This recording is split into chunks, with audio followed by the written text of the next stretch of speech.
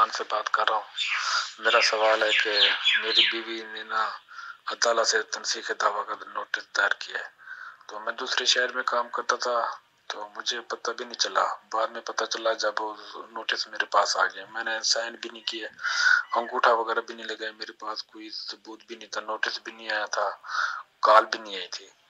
تو کیا یہ عدالت سے جو تنسیخ دعویٰ کا ہوتا ہے طلاق کا، یہ ہو جاتا ہے؟ کوئی شوہر کی مرضی نہیں ہے، عورت اپنی مرضی سے مطلب وہ عدالت سے جا کے تنسیخ دعویٰ کا دعویٰ دائر کرتی ہے، تو اس میں ایک شرعی کیا حکم ہے؟ تو دوسری بات یہ میری بچیاں بھی اس کے پاس ہیں، تو کتنی مدت تک وہ بچے ہیں وہ ماں کے پاس رہتے ہیں، اس کے بعد باپ کے حوالے کیے جاتے ہیں، اور عدت اس کی تنسیخ دعویٰ کی عدت کتنی ماہ ہوتی ہے؟ تیسرا سوال یہ ہے کہ اس میں پھر وہ کیا شرعی نکاح بھی کر سکتی ہے؟ اگر نکاح کرنے کے بعد بچیاں باپ کے حوالے ہوتی ہیں نہیں ہوتی؟ اگر وہ دوسرا نکاح کر لے تو بیٹیاں ہیں، میرے بیٹا بھی ہے، تو وہ باپ کے حوالے کب تک ہو سکتے ہیں؟ اسلام میں اس میں کا کیا ہے کہ باپ اپنے جو ہے اپنے بچوں کو لے کے جا سکتا ہے؟ عورت وہ دوسری شادی جو کر لے، نکاح کر لے، تو اس کے پاس جو باپ ہے نا اس کی، وہ تو اصل میں اس کا اپنا باپ ہوتا ہے، دوسرے تو اس میں اصطلاح باپ ہوتا ہے نا، کیا بیٹیاں اپنے باپ کا اصل باپ کے پاس جا سکتی ہیں؟ بسم اللہ الرحمن الرحیم۔ عدالت کے کچھ معاملات ایسے ہیں کہ جس کے اندر بہت زیادہ ضرورت ہے نظر ثانی کرنے کی۔ اللہ تعالیٰ بحیثیت قوم ہم سب پر رحم فرمائے۔ خاتون کو بھی چاہیے کہ جب عدالت کا رخ کرے تو پہلے اپنے خاوند کے حوالے سے کوئی بات خود کر لے۔ ہر چیز کا حل عدالت ہی تو نہیں نہ ہے، گھر میں بیٹھ کے معاملات کو حل کرنا چاہیے پہلی ہی فرصت میں۔ اگر وہاں سے معاملات حل نہیں ہوتے تو پھر ایک آخری حل ہمارے پاس عدالت کا ہوتا ہے، وہاں پہ جا کے تو تنسیخ نکاح کی ڈگری لینا خاتون کا حق ہے، اس صورت میں کہ جب خاوند کوئی بھی ضروریات کے حوالے سے جو اس کا حق ہے وہ ادا نہیں کر رہا۔ حق کیا ہے؟ روٹی کپڑا اور مکان، اور جو ازدواجی تعلقات ہیں اس کے حوالے سے اگر یہ معاملات صحیح معنوں میں سر انجام دے رہا ہے تو پھر خاتون بلا عذر شرعی اگر ایسا معاملہ کرتی ہے تو جنت کی خوشبو بھی نہیں سونگھ پائے گی۔ اور اگر بالفرض وہ عدالت میں چلی گئی تو عدالت کو چاہیے، یا کوئی بھی جو فارم ہے اس کو چاہیے کہ خاوند کو بلائیں۔ اور لیکن ہمارے ہاں نہ ہوتا یہ ہے، عدالتیں تو کام اپنا یقینی طور پہ صحیح ہی کریں گی، لیکن جو نیچے والا طبقہ ہوتا ہے نا، نیچے والے طبقے سے مراد کہ جو جناب پیغام پہنچانے والے ہیں، وہ درمیان میں رکاوٹ بن کے تو خاوند کے پاس کوئی چیز جاتی ہی نہیں، اور ادھر سے تنسیخ نکاح کی ڈگری خاوند کے پاس پہنچ جاتی ہے۔ اللہ تعالیٰ کرم فرمائے، بحیثیت قوم ہم سب پہ رحم فرمائے۔ ایسا معاملہ نہیں ہونا چاہیے، خاوند کو بلانا چاہیے، اس کی بات سننی چاہیے، بھئی کس بنا پر یہ تنسیخ نکاح کا دعویٰ دائر کر رہی ہے۔ اور اگر خاوند نہیں آتا تو بعض دفعہ یہ اس کی رضا سمجھی جاتی ہے کہ وہ آنا ہی نہیں چاہتا عدالت کے اندر۔ تو اگر ایسا معاملہ ہو گیا تو میں اس کا حل ایک بتاتا ہوں ان تمام لوگوں کو کہ جن کی ازواج نے عدالت سے یک طرفہ ڈگری لے لی اور خاوند کو پتہ ہی نہیں، اور آگے خواتین نکاح بھی کر لیتی ہیں۔ یاد رکھیں جب تک خاتون پہلے خاوند کے نکاح کے اندر ہوتی ہے تب تک وہ دوسرے تمام مردوں کے اوپر حرام ہوتی ہے۔ اگر شرعی طور پر اس کا نکاح ابھی باقی تھا، کسی بھی فورم پہ جا کے اس نے ڈگری لے کر تو اپنا نکاح آگے کر لیا تو اس کا نکاح منعقد ہی نہیں ہوگا۔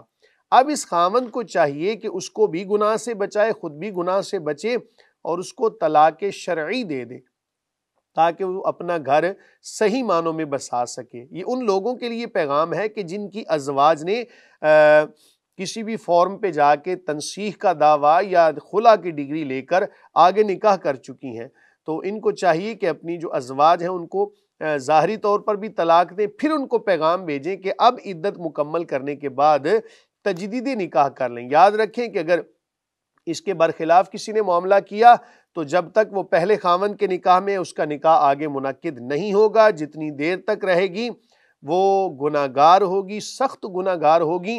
اپنے ان معاملات کو شریعت کے سپرد کرنے میں ہی عافیت ہے۔